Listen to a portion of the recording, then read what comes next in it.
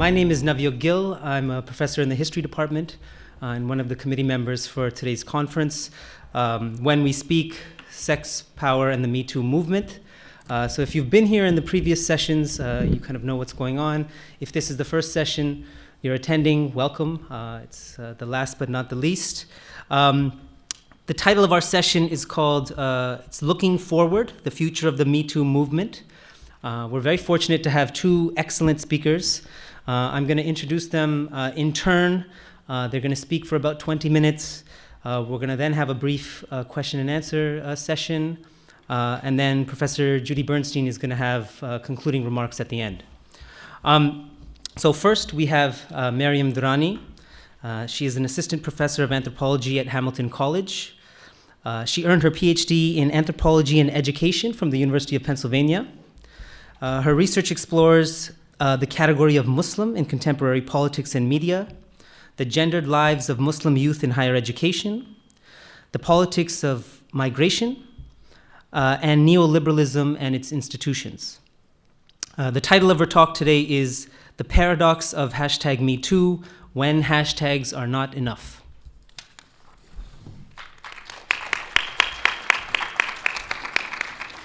All right, hello, assalamu alaikum, which means peace be unto you.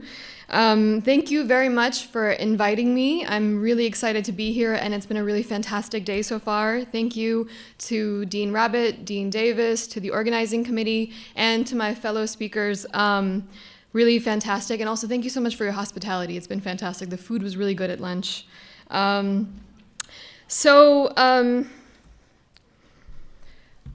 you. When I was invited for the conference, and it's a multidisciplinary conference, I thought to myself, what can I, as a trained linguistic anthropologist, offer to this conversation? And so for those who are less familiar with the field of linguistic anthropology, let me give a little bit of background. Like anthropology, linguistic anthropology is concerned with social life, but we would argue that language is a fundamental mode for the expression of all social life, and therefore a really important site for analysis. In this way, an attention to language focuses on both how language reflects and creates social life.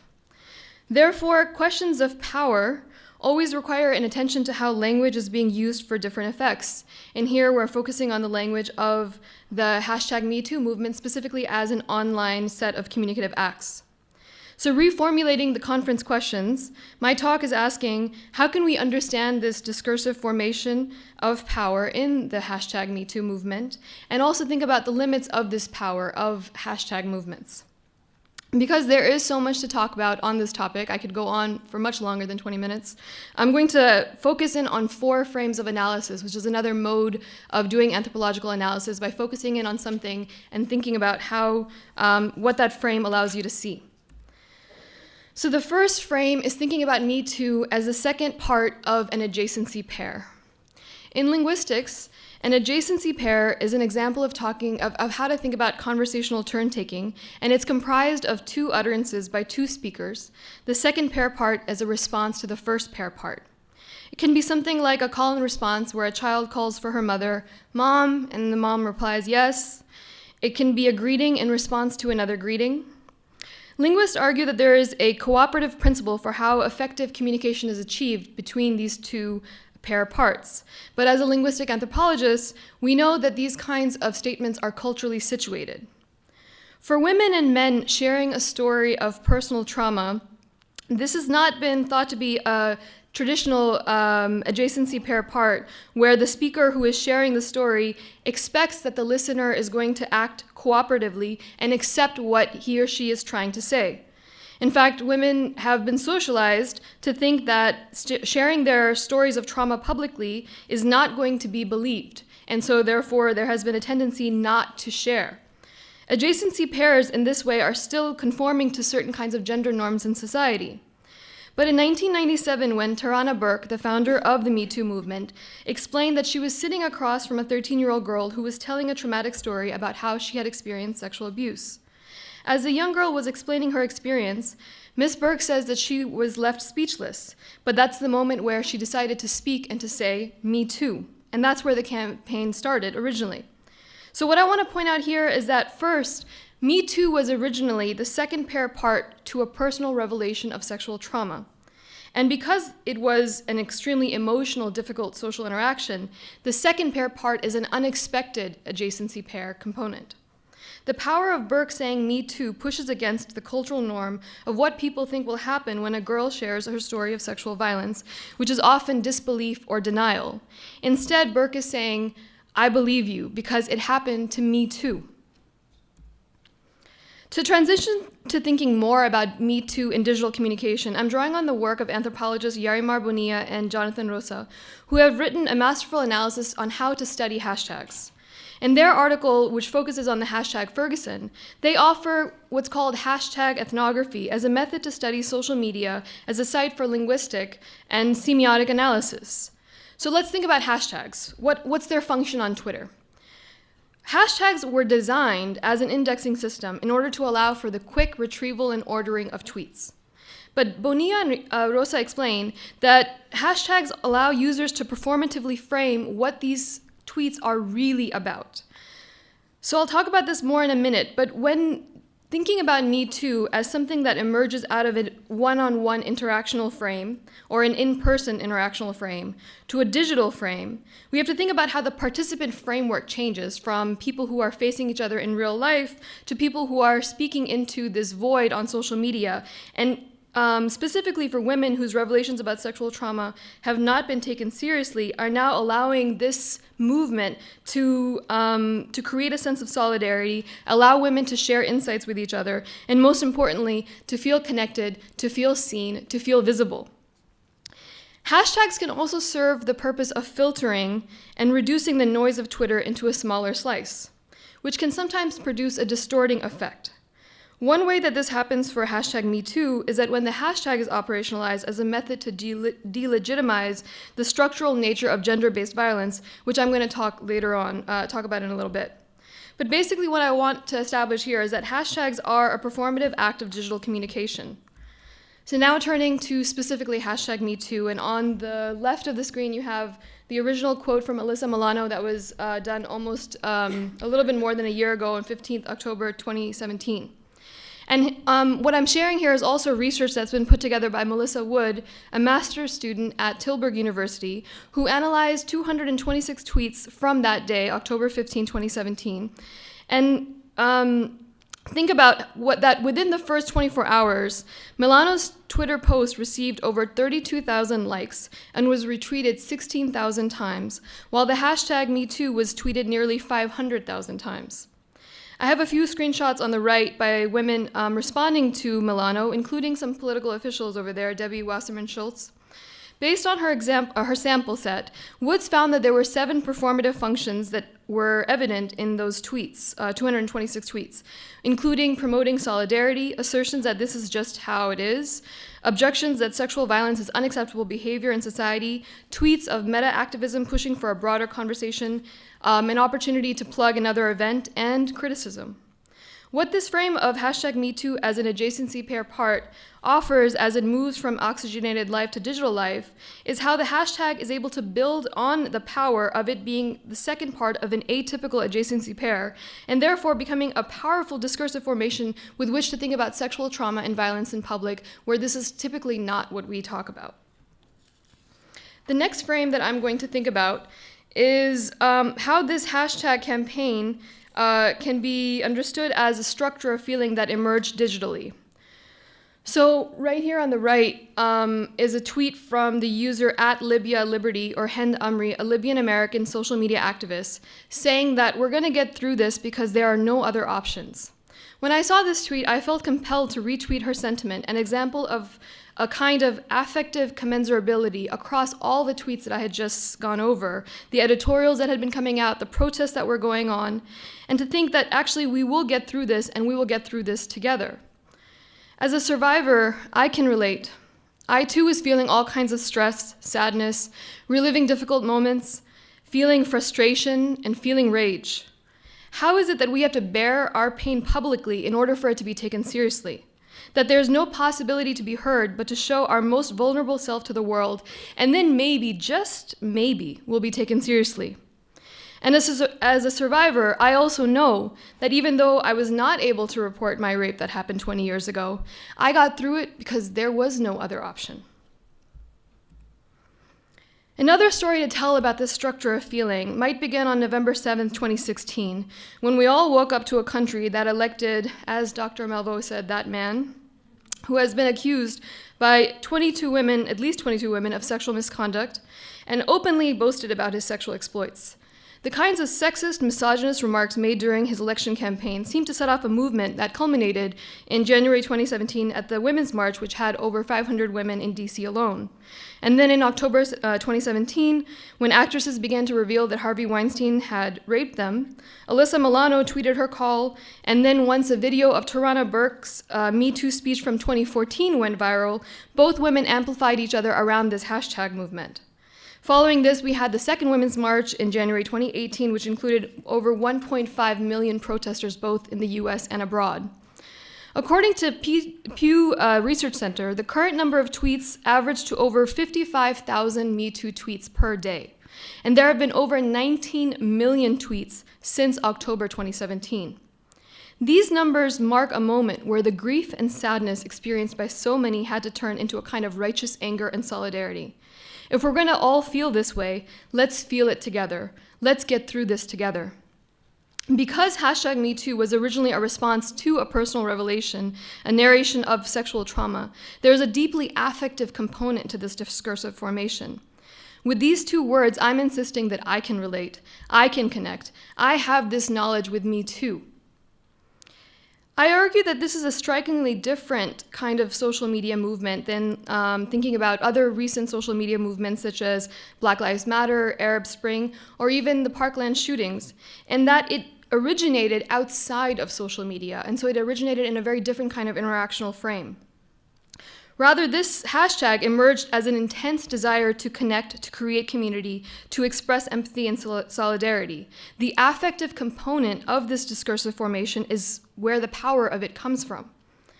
And so structure of feeling helped me to think about how what Milano has stated in a tweet about 3 years ago commemorating the anniversary of her initial tweet, where she said, quote, "Our collective pain has become our collective power." But the question is that what does this collective power look like beyond social media? So the next frame that I'm going to talk about, my third frame, is the paradoxes of Me Too, or what happens when hashtags are not enough. At the same time that Me Too has been a rallying cry to create a sense of solidarity, the question has increasingly come up, and most explicitly with regard to the Kavanaugh hearing, of what difference is this movement making when it comes to changing systems of power? These political cartoons echo a sentiment that we've heard time and time again, that Kavanaugh might have been one of the least qualified candidates for Supreme Court justice in recent years, or if ever, and yet he has been confirmed to a lifetime appointment.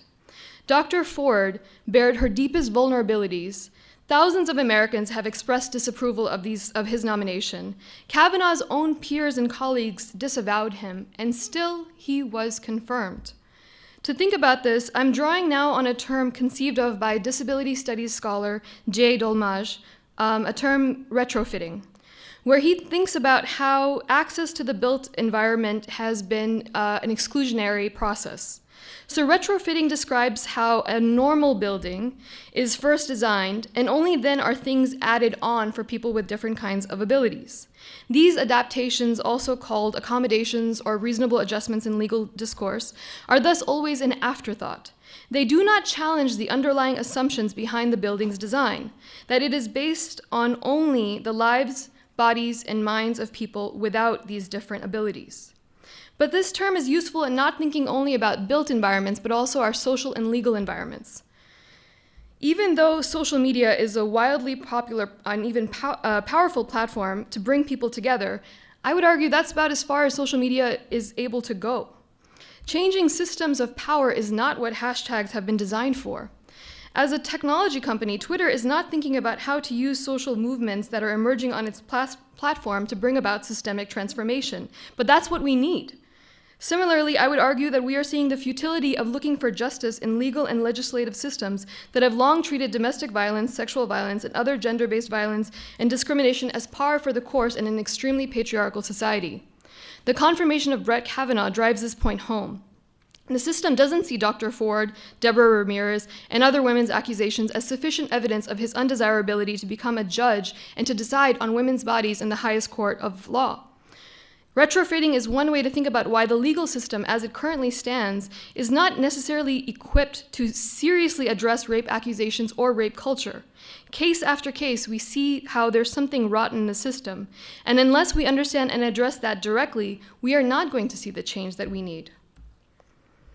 Similarly, news media institutions, with their dependency on ad dollars and corporate influence, perpetuate patriarchal ideologies in our society. This graph comes from a report by the Women's Media Center that explains that the media's coverage of the Me2 movement has overwhelmingly focused on Me Too and not on the specific allegations of sexual assault and misconduct. The media is not a reliable institution, since what they see as newsworthy or likely to garner attention takes attention away from the actual crimes and reframes it as part of the movement. It's quite a paradox, since the movement is all about bringing attention to the actual incidents of sexual assault and misconduct and not to the movement itself. On this next slide, I'm focusing on the language that we find in these media reports. So this is a series of tweets made by Tarana Burke, where she is focusing on a refrain that we are seeing more and more now. And in this one, it's Henry Cavill, an actor, who's saying he's afraid to date in a post-Me Too era. And I'm not going to go into why he's afraid, but I'm going to talk more about how when you see these tweets and they're arranged counterclockwise, starting from the top left, you start to see that the words that are being used to describe the movement, attack, snare, bringing down, destroy. If any men have been held accountable, it has only gone as far as their careers, but even that apparently is way too far. And yet the paranoia is there, trivializing stories of sexual violence that many women and men have kept private for years. In this last frame, I'm going to try to turn to a little bit more of a positive note about how Me Too is offered a site or a resource for transnational feminist solidarities. In many countries, people have been working on gender equity for decades, and so this is not new, but there is a spin that Me Too news stories allows to frame the historical moment and think about how there are these changes happening across national borders. Given Spain's recently elected female majority government, there has been a renewed push in that government to bring about more gender-inclusive language, especially because Spanish is a very gendered language. Still, if the current deputy prime minister, Carmen Calvo, the new editor-in-chief of one of the largest major daily newspapers in Spain, and Ana Patricia Botín, the current head of the Santander Bank, all happen to be in the same room as one man, the group would be referred to using the generic masculine. And so right now, the Deputy Prime Minister Calvo is proposing a constitutional reform to avoid the generic masculine. In another case, as was discussed earlier today by Professor Mitra, in India there has been a concerted online movement to bring attention to sexual assault in the entertainment and news media industries, with a group of women who are now publicly stating that they will not work with offenders in the future, which is very powerful, but it's also making them very vulnerable because they're standing by themselves. And as I was excited to see all these opportunities for transnational feminist solidarity, I came across this article, right? After a deluge of #MeToo allegations, Indian men claim they are the ones under attack. What's interesting about this title is that here, Me Too has become analogous to the crime itself. I guess I'm a little ahead on time then. So I'm actually now moving on to my final thoughts. And I've put final here in quotes because I really don't think that I have final thoughts to offer on this topic, but there are several possibilities to think about. I think that we must really consider if the institutions that we are looking to for justice are actually equipped to handle these requests for justice or not. If whether asking a patriarchal institution or a racist institution for rights only reinforces the authority of the patriarchy.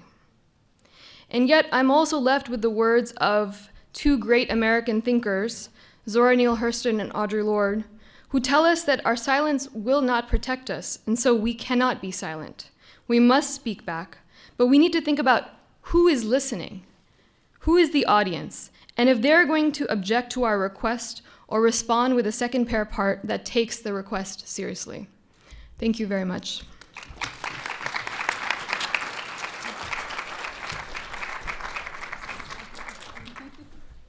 Thank you very much, Professor Durrani.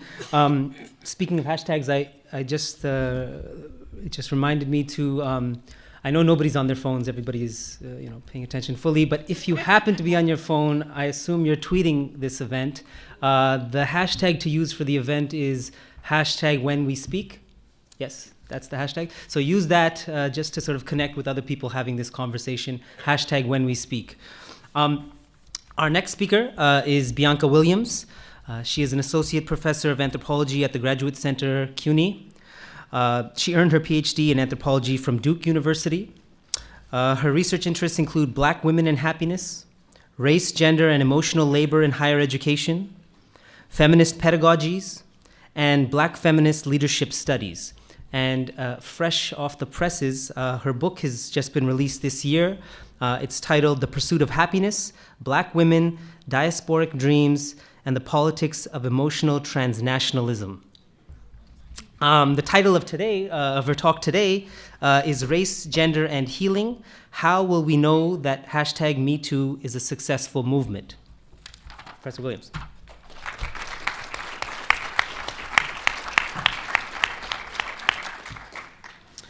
Hi, everyone. How you doing? Awesome. Call and response. Thank you. Thank you very much to the organizers for inviting me to contribute thoughts today to what is an intense yet necessary conversation. Thank you to all those struggling to stay awake and getting extra credit. I appreciate you too being here. Thank you for giving me good energy. I'll be brief, as I know it is not often that we have the opportunity to open up space for conversations like this with one another in public, and I'd like us to use our Q&A effectively. It's been a rough few months, and for some of us, it has been a few difficult years. I cry when I'm sad, but also when I'm angry and rageful, so there may be some tears. I invite emotion into my classroom. We're not robots. And I invite emotion into our research. I believe in radical honesty, which is what I call that. So I welcome you to join me if for some reason tears come up. I was invited by Judy Bernstein a while back to give remarks at this conference. Each time I sat down to write them, the world, or at least my world, felt drastically different than the time I wrote before. In April, Bill Cosby was found guilty on 3 counts of an aggravated indecent assault after decades of rumors and accusations of him sexually assaulting and drugging over 60 women. I watched a video of survivors crying outside the courtroom, hugging and comforting one another as they realized that their truths had finally been heard. And I cried as Lily Bernard, one of the survivors, spoke to media afterwards, trying to put into words what the trial and this verdict meant for them, or meant to them. In July, Nia Wilson, an 18-year-old Black woman, was killed on the BART in Oakland, California transit system after a white man wielding a knife attacked her and her 2 sisters, slashing Nia's throat and stabbing her sister Latifah in the neck. The story was only a blip on the news radar in the midst of the terribleness that has become our new normal. Sexist, ableist, and xenophobic rhetoric from the president, troubling and explicitly oppressive actions by our government, an increase in bravado and comfort in white supremacist organizing and anti-Black discourse, and masses of men, our colleagues, our partners, our friends, and loved ones, seemingly confounded by simple requests to get enthusiastic consent when engaging in sexual and intimate encounters, to believe survivors when they tell their stories, and finding themselves stuck as some attempt to redefine their gendered identities while deconstructing patriarchy. It seemed we had reached a new low when Brett Kavanaugh was confirmed by Congress last week to sit on the highest bench of our judicial process, the Supreme Court. This after Dr. Christine Blasey Ford so bravely and vulnerably told her story of sexual violence to the entire country and the world. As the Me2 movement Tarana Burke started over a decade ago continues to grow and expand, some of us question whether we have the spiritual, mental, emotional, and physical capacity to push forward. However, when I find myself discouraged, it's moments like this, conferences like this, and conversations like the ones we've been having today that move me and motivate me to press forward. It may not feel like it, but we are making progress. Even the backlash is indicative of naysayers and critics' recognition that this movement is powerful and transformative. So why am I here? Who am I? I'm a Black feminist culture anthropologist. We are actually kin. Our mentors trained both of us. I'm a Black woman who sits at the intersection of racism and sexism. I've written about Me Too and the sexual harassment I experienced as a field worker during my culture anthropological training. And I generally center Black women. My work is on happiness, Black women and happiness. I try to bring happiness and healing into the room, but also to represent the full humanity of Black women, all that we experience emotionally. But today I'm actually going to focus on the allies in the Me Too movement. What should men be doing in this movement? What should white women be doing in this movement? And how institutions can be helpful in this movement. I'm also in a family where sexual assault and sexual violence has had a profound impact on how we engage one another in our family. Thank you. I'm a former co-founder and co-lead of the Denver chapter of Black Lives Matter 5280, so one of the chapters of the national or international network, a Black, queer, feminist, trans-inclusive movement. One that surprisingly people forget was also against sexual violence. That was a profound part and foundation of the movement. However, when we center, when mainstream focus is on Black men and police violence, we forget that there's women who are being attacked within these by police, and that it was a gender nonconforming and trans-inclusive movement to think about sexual violence that affects those individuals.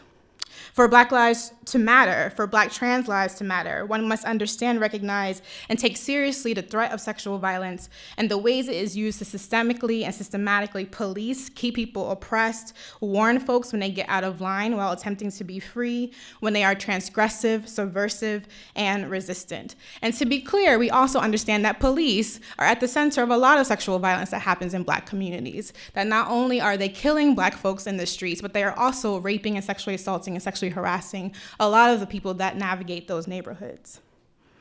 So men and the Me Too movement. As an organizer in the Denver chapter of BLM, I would hear often from my cisgender heterosexual Black men colleagues, my comrades, my organizers, that they didn't know how to be men without being patriarchal. I'll say that one more time. They didn't know how to be men without being patriarchal. And oftentimes, the women in the group would be supremely frustrated. We were angry that we were expected to do the labor of teaching men how to be feminists. We were angry that we were expected to do the emotional labor of holding men's hands as they figure out how to not oppress us in a feminist movement. And these were some of the best men in our community, right? These are people who volunteered to be central in the movement, to support us, to fight alongside us. And for some reason, when we got to gender equity, there was a problem. So I ask you, how can men be men without being patriarchal? I've been frustrated over the past few weeks watching social media as my brothers, my Black men, cape for R. Kelly and Bill Cosby, fighting even rhetorically for the right to rape and sexually assault women just like the white men do and get away with it. When one tries to convince me that harming women and getting away with it, escaping jail, is a step forward in racial equality, I just can't. I can't with that rhetoric, right? This is problematic. I'm reminded that when the arms of oppression hit our brothers and they gather themselves to hit back, too many times they are choosing to hit and attack Black women instead of systems that hurt all of us. Dr. Malveaux talked a little bit about the connection between patriarchy and sexual violence and harassment, and I think we really need to have more intense and deep conversations about the fact that Me Too is very much about patriarchy. When we as women are asking, what about our husbands? What about our sons? What about the men that we care about in our neighborhoods? A step forward, how we would know that Me Too was successful is when men would begin to think about, what about my partner? What about my colleague? What about my daughter? And not just the women and girls who are biologically attached to them, right? How are they also constrained and oppressed by patriarchy? How are they engaging in forms of violence, sexual violence, and what spaces do they have to go to really interrogate why they are participating in these forms of violence? Me Too will be successful, and we will know it is, when men are redefining masculinity and manhood in ways that are anti-patriarchal, that in ways that are feminist, when they are practicing feminist politics, many times I get questions from my students, can men be feminists? For me, it depends on a day. On a day, you might get a different answer from me. But what I do know is just like women, just like gender nonconforming folks, just like trans folks, being feminist is a set of politics and beliefs, and we all have the ability to practice it, right? We all have the ability to practice it differently depending on our positionality. Men have the ability to practice feminist politics. Me too, and being a part of that movement is a way to figure out how to do that. We will know Me Too is successful when sexual violence is not seen as a women's issue. It is a patriarchy issue. We are all implicated in it. We are all a part of that system. Dr. Malveaux already handled white women. I'm gonna add a little bit of comments onto the conversation about white women. The white women who 53% voted for Trump, the white women who were a significant part of the Women's March, the white women I see in my classrooms and my colleagues who declare themselves as feminists and have not spent time really interrogating how their actions are part of racism. Before my organizing with the movement for Black Lives and Black Lives Matter in Colorado, I used to teach my students, particularly my white students, how to be allies and accomplices. But if I'm honest, I wasn't sure that was actually possible. I didn't know if they could really do it. Showing Up for Racial Justice is a national network of white anti-racists. We had 2 chapters in Colorado, a Boulder chapter and a Denver chapter, and it is because of those folks, because of the women in that group, particularly the queer women in that group, that I believe that white folks can be allies and accomplices. When people put their bodies on the line, when police are in riot gear, pointing their guns at you, when they are around the corner hoping that you mess up so they can come in and police you and tear gas you, and white folks put their bodies on the line, that's when I believe in that type of ally and accomplishship, and they did that.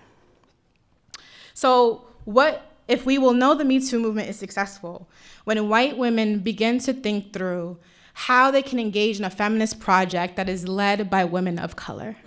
We're already doing it. These words, intersectionality, that are now thrown around as if everyone knows what it is. This interdisciplinarity that universities like to market as new and innovative. These are things that women of color have been doing since the beginning of time because we sit at the intersections of racism, classism, sexism, etc. So what does it mean and what does it look like for a feminist movement, a movement of Me Too, when white women are ready to follow women of color instead of feeling like they must lead women of color? What does it look like and how we will know it's successful is when white women do not have to validate a movement for it to be significant.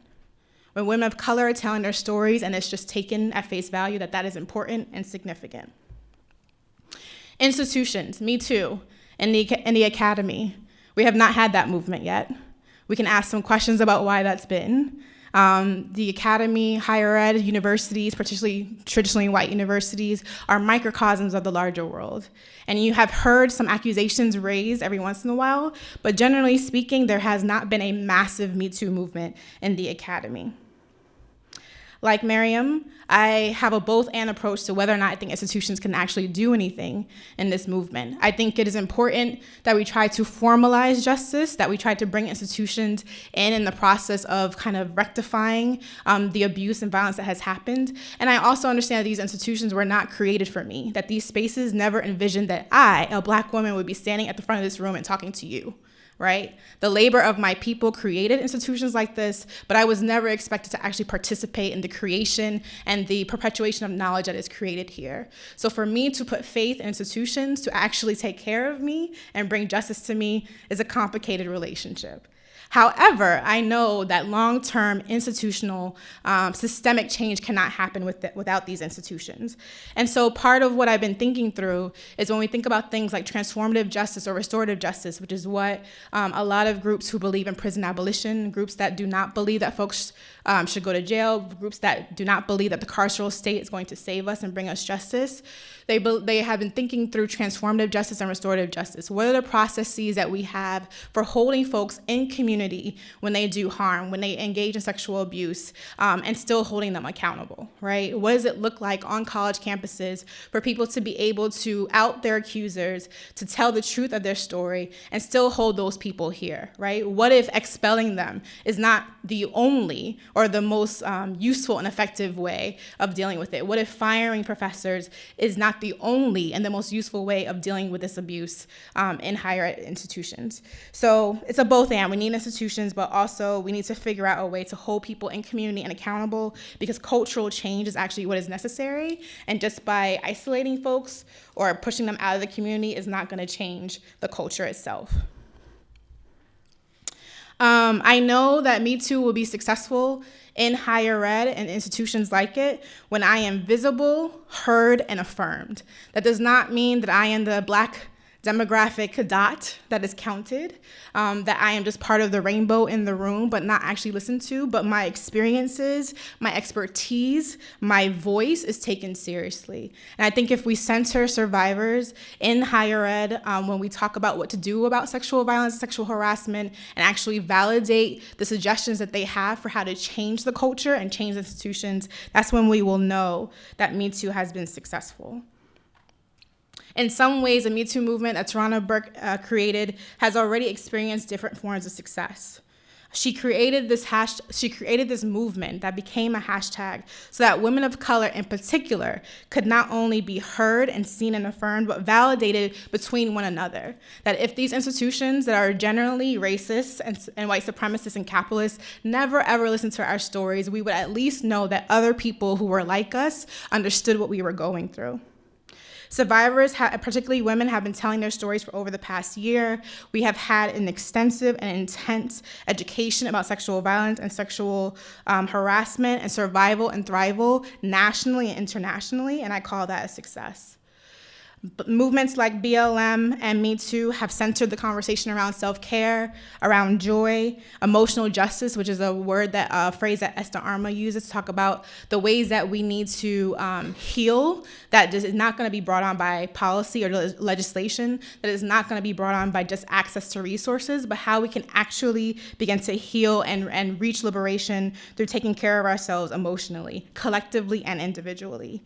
I think I hear more conversation about that, more conversations on campuses about mental health resources, about what it looks like in the classroom to kind of take care of yourself as you learn about kind of critical issues like racism and sexism and white supremacy, and I count that as a win. Women have been finding ways to take care of themselves, then lead back and take care of one another. Groups like Black Women's Blueprint, who are leading and organizing the project against sexually violent men like R. Kelly. Time's Up has been a success. The Beautiful Project, A Long Walk Home, the hashtag Trust Black Women, and it keeps showing up when you see that Black women are leading politically, that they are running for office, that the platforms that they have are ones that not only save them, but save all of us. These things are wins. The intense conversations that we're having in classrooms, action and movement on our campuses, I call them campus uprisings and campus rebellions because I believe that they are those. The leadership that is happening in our organizing streets are counting as wins. And I see men, loved ones and ones that I don't love so much, some of them really struggling to make space for men to talk to men about what it means to be in this movement, about what it means to be feminist, and really interrogate the past experiences of violence that they have perpetuated in their communities. So I'll close with this. I've been told by members of the LGBTQIA plus community that one is not allowed to pronounce themselves as an ally or accomplice. Members of the community that you seek to be in struggle with, to organize alongside, must give you that label and deem you ready for that lifelong process. However, over the past few months, I've heard cisgender heterosexual men declare themselves allies to women in the fight against sexual violence. White women demand that women of color recognize their efforts as allies in the feminist movement. Straight folks belittle the sexual violence happening within queer relationships and communities. Self-proclaimed feminists attempt to ostracize trans women as they tell their own stories of violence. In order to heal, we need to each be accountable to those most marginalized. Much of this work is about listening instead of talking over, learning instead of attempting to teach and speak, supporting and serving instead of attempting to lead those with less power than you. At times, the first step is simply to believe our stories, and censor their desires as you work to dismantle these systems of oppression. We will know that movements like Me2 are successful when people understand that being an ally, working as an accomplice, is labor that is lifelong, and you never just reach that destination. Desire, sex, intimacy themselves are not bad. The oppressive systems we engage these things in are what is wrong. We can work to dismantle these systems. So I'll end with this. For those who see themselves as change agents and are accomplices in these anti-racist, anti-white supremacist, feminist, queer, anti-patriarchal, trans-inclusive, pro-healing movements, here are some of the questions you should ask yourself. What are you willing to lose? What are you willing to lose? What have you already lost? If you haven't lost something, then you're probably not doing the work right. And you're probably not doing it well. What privilege is protecting you if you have not lost something? What is sheltering you? Because a lot of us have already lost a lot. So if you believe yourself to be an ally or an accomplice, if you haven't lost anything, then check with the folks in your life who are in those marginalized groups. What actions are you willing to take? What are you willing to do to create the world where we are all liberated and free? And not theoretically, but like real stuff every day. What are you willing to shut down? What are you willing strategically to fight for? What are you willing to risk and lose? What action are you willing to take today to make these movements successful and effective? Because it's not about people outside of you, it's actually about you. College students, high school students, middle school students changed this country in the 1960s and 1970s, and you can continue to do so. Commit yourself to educating yourself and figuring out the next steps you can take. It's not about anyone else but you. You can do it. Thank you.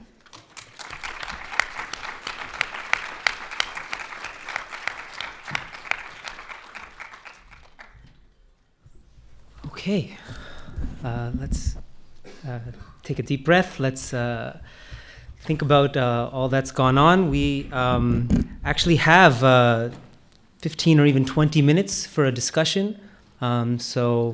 If you have a question, if there's something you want to share, raise your hand. We have people here, and then we can sort of go back and forth with our panelists. So there's a hand over here. Oh, right there. Yeah, go ahead. Hi. And maybe just say your name and anything else, if your major, if you're a student. Or I'm technically working, but I have been intensely listening to this conference, which I find very educational. And a little context to the question I'm about to ask.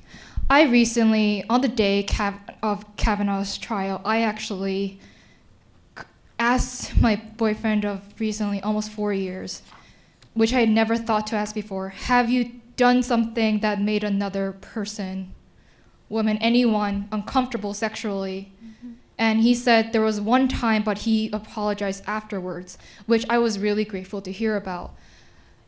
But he admitted that to me, and I thought that was, but the thing is, although he admitted that to me, I was really nervous to ask him this, because what if the men in our lives, the closest ones, are the people that have committed these things?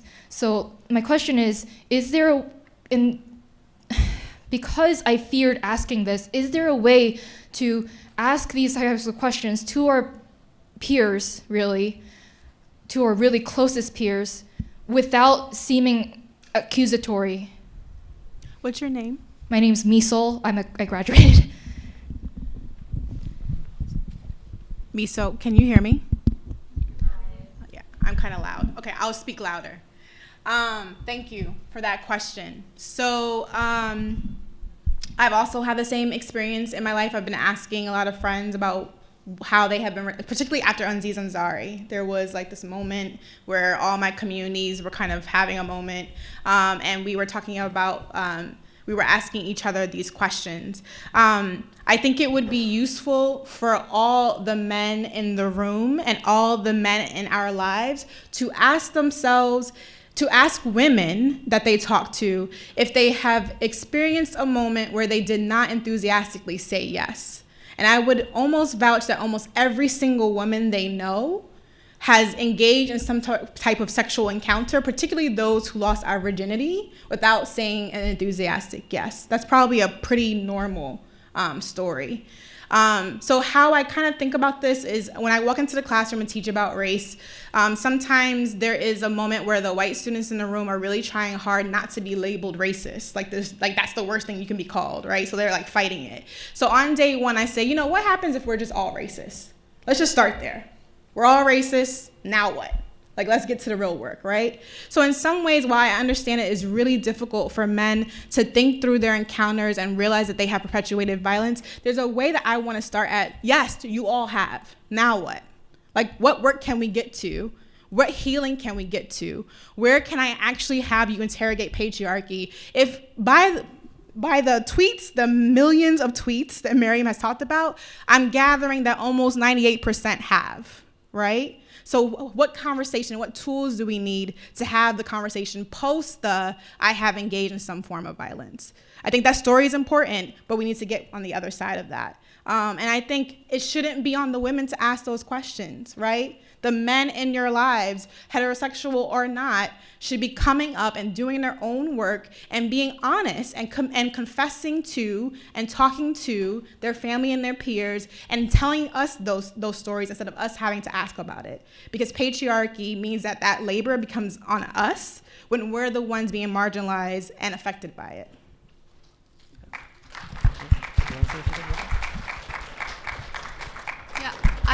I would add just one little kind of point, which is that these words, to be a racist or to be sexist, I would try to reframe these words as adjectives to describe behaviors. And just as easily as you can consciously or not so consciously engage in something racist or sexist, you can also engage in behaviors that are not by thinking about how you're behaving and what you're doing. And there is this kind of possibility for transformative justice and transformative change that is available to each and every one of us every single day that you wake up in the morning. And so the question falls, are you going to get caught up in whether or not you fit into a certain category and let that category or label define the possibility that you have for that day? Or if you see that there is this possibility to change your behavior and to enact a different kind of set of behaviors that push against racism, that push against the patriarchy, that push against all these normative frameworks that seek to marginalize and dispossess populations and do the opposite by doing exactly as Dr. Williams said, which is ask what you are willing to give up. And even starting at the very minor kind of like small, like linguistic level, when are you willing not to talk and just to listen? Hi, my name is Kevin Henderson. I'm an undergrad. You kind of answered a little bit of my question, but I used to work at a place that was very toxically masculine. It valued violence and sexism and all this stuff. And the few women who worked there sort of abandoned their femininity in order to succeed there, in order to fit in with the guys, in order to get ahead with their bosses, in order to do all this sort of stuff. So my question is, how does the movement retain its ethos of empowering feminine behavior without pissing off the wrong sort of people and disabling it as it tries to succeed within these hyper-masculine paradigms?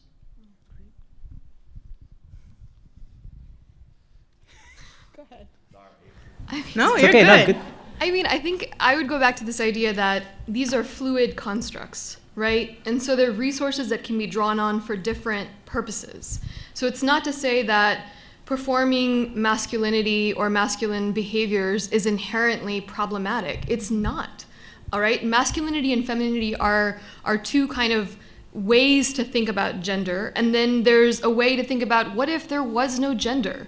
What would that look like? What if we just didn't think about that as kind of one of the lenses through which we understand our practices and thought from another perspective, right? So I'm not sure if I'm answering the question, but for me, it's not necessarily to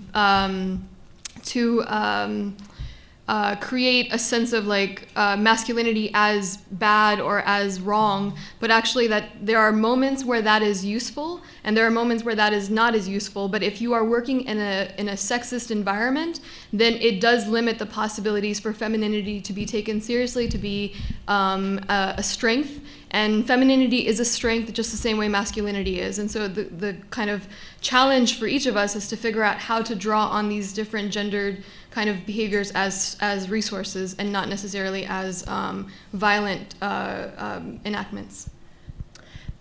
So, Kevin, right? There's a way that when we try to reimagine the world and re-envision what something can look like that we don't currently experience, we oftentimes begin to focus on identities. And I think identities are important, but I think sometimes they distract us from the systems that we are trying to dismantle when we focus on identity. So the way I probably would have reframed your question is something like, how is patriarchy actually what was happening in that space, and how were those women being forced to disconnect, because they weren't abandoning their femininity, they were disconnecting and repressing parts of themselves to participate and be seen as human in this patriarchal space, right? So again, race and gender are not always equivalent and the same, but how I think about that research-wise is I tell my students, if you turn a paper where you're going to say, man, those black people in those urban schools, they have it so hard, I'm gonna fail you. Because that's not actually what the problem is. Those black people in those urban schools have it so hard because those schools are racist, not because they're black, right? And so in the Me2 movement, women are not having it hard because they're women or feminine, they're having it hard because it's patriarchal, right? And so how can we shift the lens to look at the systems of power that actually make the space difficult for everyone in that space, and not just kind of this identity conversation or this gender expressive conversation, right? I think there was a hand here, Emma, and then there's someone here.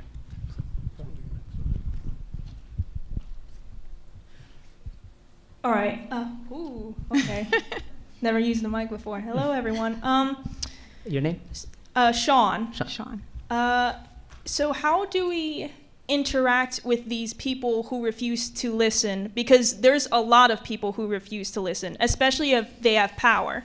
Because if they have power, why should they relinquish it to other individuals? But because they have power, they're the ones in control. So how can we get this sort of message to these people with power and keep them from repressing us? Broad, serious questions, yeah. I think both people who asked the question before you had a part of their question where it was, how do we do it without pissing people off, or how do we do it without making people angry? That does not exist. If you are trying to get equity and not equality, right? Not just equal access to opportunities, but adjusting the system and changing it so that everyone has equity in it, you're going to piss people off. Because people don't give up power. Power is taken. So there's no way to do this in a polite, like, oh, you're killing me, but I'm gonna ask that you not do that. That's not possible, right? So you have to be able, and it's gendered, right? It's very gendered of us to imagine that women in particular should find ways to fight for their freedom and liberation and it be polite, right? That's not how we think about how men engage the world.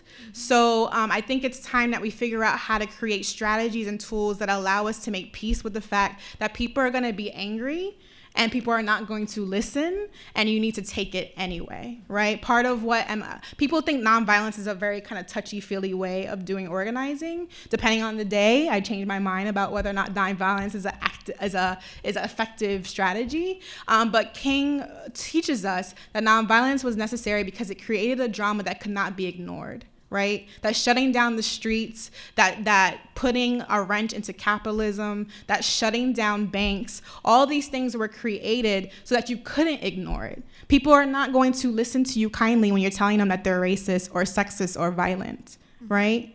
But they will if you stop their money. They will if you block access to their homes. They will if you disrupt how research is produced and consumed, right? And so those things are not polite. But you have to be strategic in how you do it, right? And you have to care for yourself, because that thing is labor. It's a particular form of labor. You want to add? No? You want to add? Or? Over here. Person here. Oh, go ahead. Oh, yeah, his hand was first, and then we'll come this way. Or do you want to? Go ahead. Okay. Well, my name's Erin. I work in a bakery. And the bakery is mainly, it's a majority of women. And I tend to get a lot of sexist commentary towards me and my fellow coworkers from male customers. And I want to bring it up to my boss, but there's really no way to kind of not really prove it, but like how to have him help, slow the comments. And I know it's probably impossible, but is there a way to like bring more attention to that?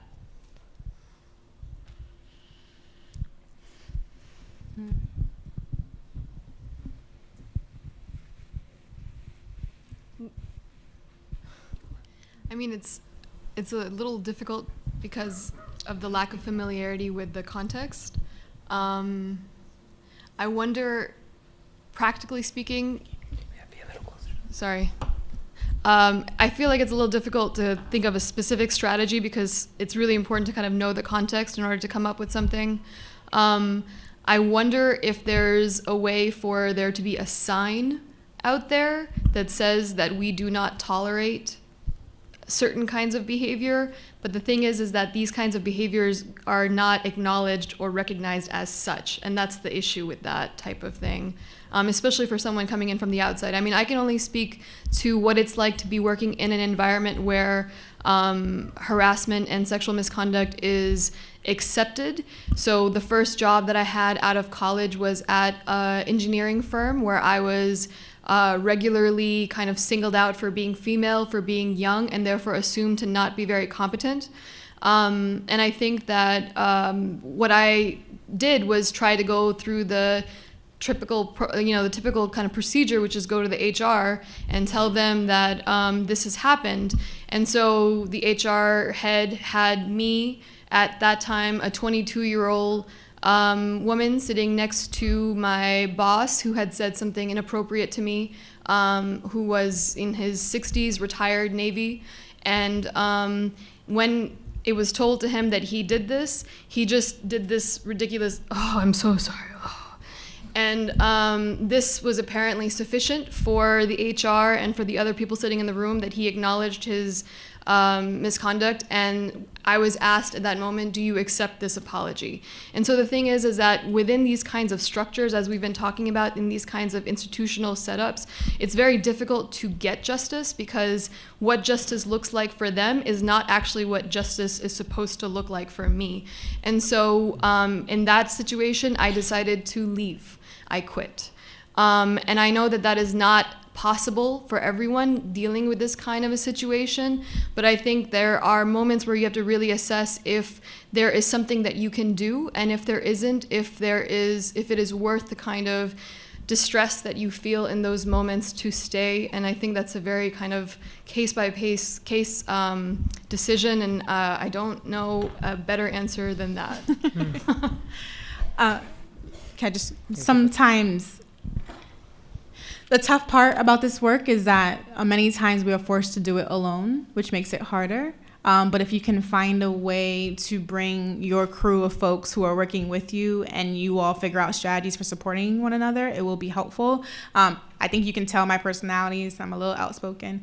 And so I could imagine something like when a customer comes up to me and says something sexist or does something inappropriate, me grabbing my coworker and like them standing next to me and being like, this person just said this joke, and then just shutting up and looking at them, so that they have to sit with the joke that they made and like actually explain to you why it was funny or why that was appropriate. People really don't like to do that. People who tell sexist jokes or racist jokes, when you actually say, I didn't find that funny, or what was funny about that, they really can't explain it because they know what they're about to say is sexist and racist and terrible. And you having a witness allows them to feel foolish. They probably won't come back after that. We have time for a few more, so if you have questions, get them together. Hello, can you hear me? Okay. My name is Maxwell Johnson. I'm a history major specializing in religious and medieval history. And I've always viewed racism and sexism from a socioeconomic standpoint, that it's an inherent byproduct of our system here. And I've always found it even more interesting that in modern times oftentimes when people talk about racism and sexism, they often ignore the socioeconomic system in favor of, throwing around words like, the patriarchy. While I do believe that exists, I do believe the patriarchy itself is a byproduct of a larger socioeconomic issue. I'd like to know where you stand there.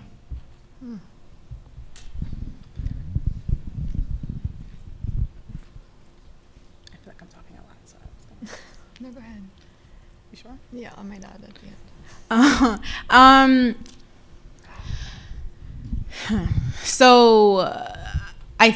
I think in the beginning of that, you were saying that you feel like these things are connected, and I think maybe part of your question is kind of like a prioritizing or a byproduct conversation.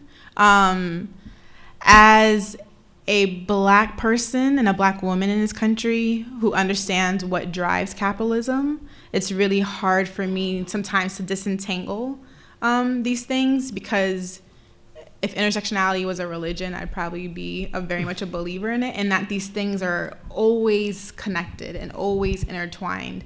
And I think what I see sometimes, particularly in this moment, is people try to supplant the conversation around racism and sexism with class because they're more comfortable talking about class. Generally speaking, we have no idea who's middle class. If you ask folks that they're middle class, it's like a whole range from like $70,000 to, $1 million or $2 million.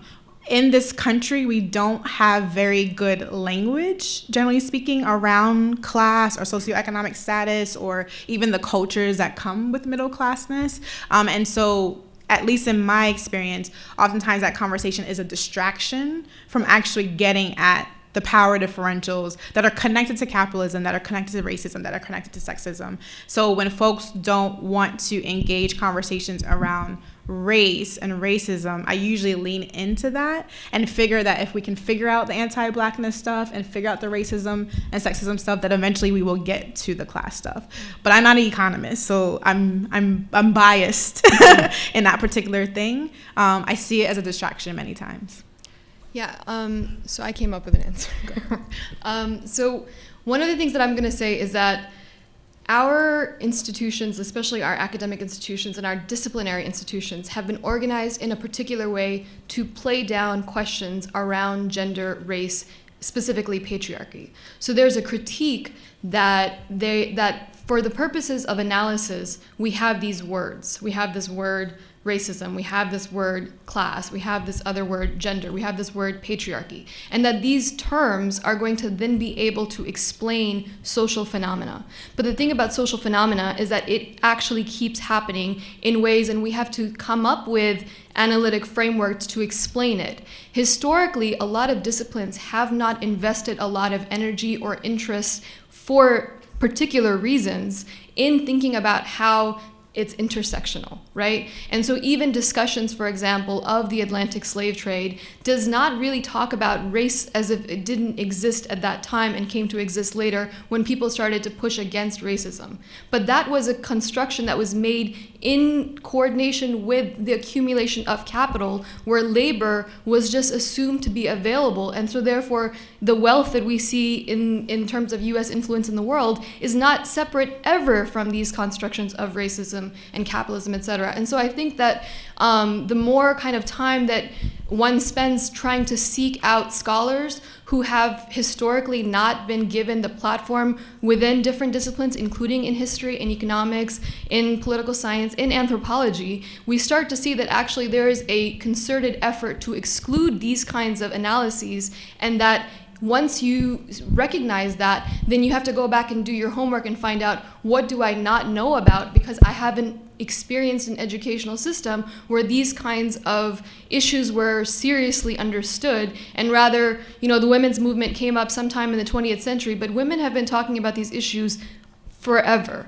So if you haven't heard about patriarchy, and patriarchy is a thing that came out of women's liberation in the 60s, that's not true. It's always been present. So the question is to go back and then reanalyze history to think about how it's been present in other moments and the kinds of critiques that have also been there at that moment to draw and connect to critiques today. Great. We have time. One last question here. Thank you. Hi, I'm Matthew Trinidad. I'm a junior history major with I like old stuff. But a large issue is that I've found, I try to hang out with a lot of different kind of people, and you know, I prefer hanging out with girls. And some people are just like, oh, girls are bratty to each other. And I'm like, that's middle school. Thank you very much. But more often than not, I'll see them, like, one person gets hurt and I'll see them team up and, like, absolutely protect that person and fight for that person. They'll drop people who are not good, which is, you know, healthy. But as many people can come forward on things that's happened to them, but the issue is that men, like, when they're in friend groups or like one of them has done something, their friends may ignore that it happened or they don't want to talk about it. And so, like, I've tried to be friends with straight white dudes, and it's so emotionally exhausting.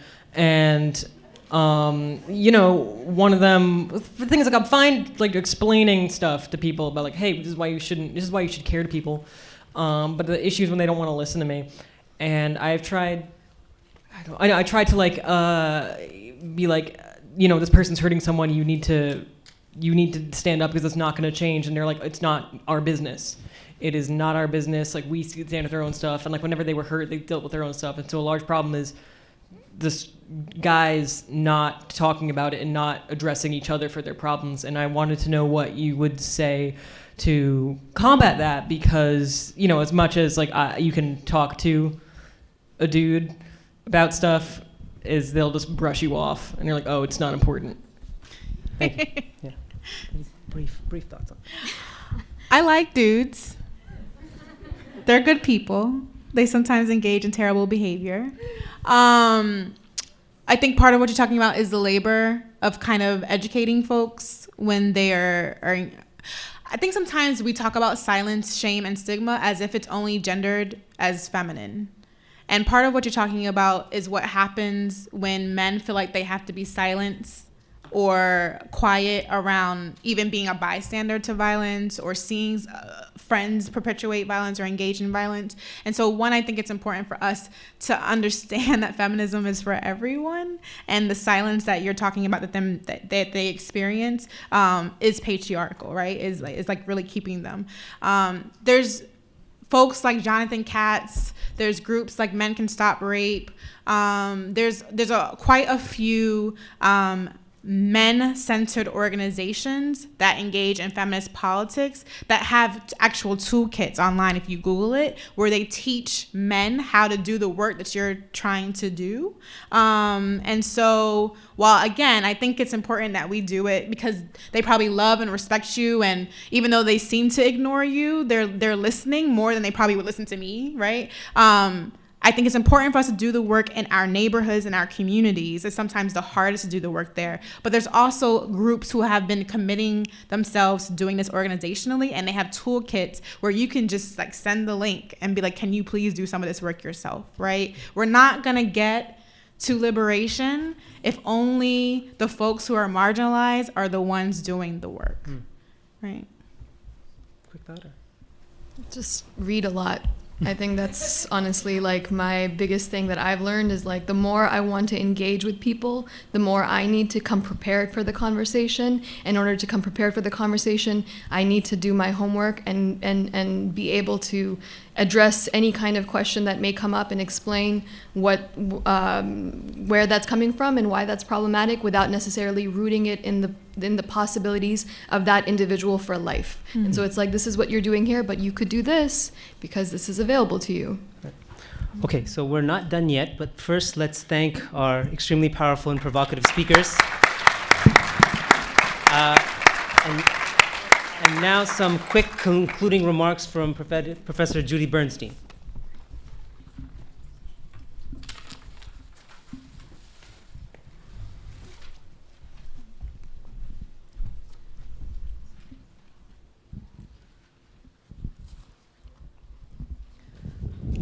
Well, when I was volunteered for this job, I knew I didn't want it, and I still don't want it, but here I am, so I'll do the best I can. I knew it was going to be a very difficult task. It's been, for me, a great conference. I've learned a lot. I've been inspired, and also whatever the opposite of inspired is, I've had those moments too. But we covered so many different topics in this conference. the first speaker, Professor LaFleur, told some incredible stories about someone I didn't know about, Joseph Mountain. So we had a historical perspective about a black man, and it could be about a slave or an indentured person who was really treated like less than a person. And I had that theme in my head going into the next talk, which was Professor Mithra's talk about the history of mobilization and change in India and Pakistan. And again, I thought, wow, so now women are really like less than a person. You need 2 women to counter whatever the man says. So that was my theme from the first session. That wasn't very uplifting. Then Professor Malveau's talk, she spoke about, I thought a lot about patriarchy and race. And so those are the 2 big themes. She had many themes in her talks, but that's mostly what I was thinking about. And also, she reminded me, unfortunately, about how many women choose party over other women. I already knew that, but I didn't like to be reminded of it. And then this last session, I was happy personally in Professor Durrani's talk because I am a linguist, and I didn't know she was going to bring some linguistics in, so that was very happy, fun for me. But also very interesting because she talked about interactional to digital, and I thought it was an important transition from one to the other. And in the last talk, in Professor Williams' talk about movements, and just on a personal level, connecting with our friends and partners and listening to friends and partners. So stepping away from this conference, I have so many things rolling around in my head. I'm sure you all do, so I don't know if I can do justice to any of it. But what struck me was that we sort of heard about the ills of society. We heard about patriarchy. We heard about racism, classism, and sexism. We heard about oppression. We heard about unequal power, vulnerability, differential treatment, and the absence of legal and civil recourses in these situations.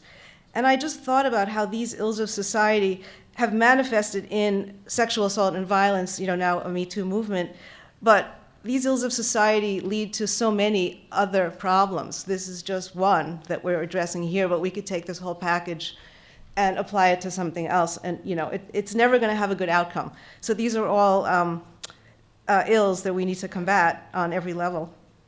So my final message is mostly to the students, but I guess also to some faculty members. We have to get involved. We have to educate our friends, our loved ones, and our family members. We have to either become or remain intolerant of these ills of society. We need to make small changes in our own lives. We need to register to vote, if you're not already registered, and inform yourself on the issues. And in 2.5 more weeks, please go out and vote. Thank you.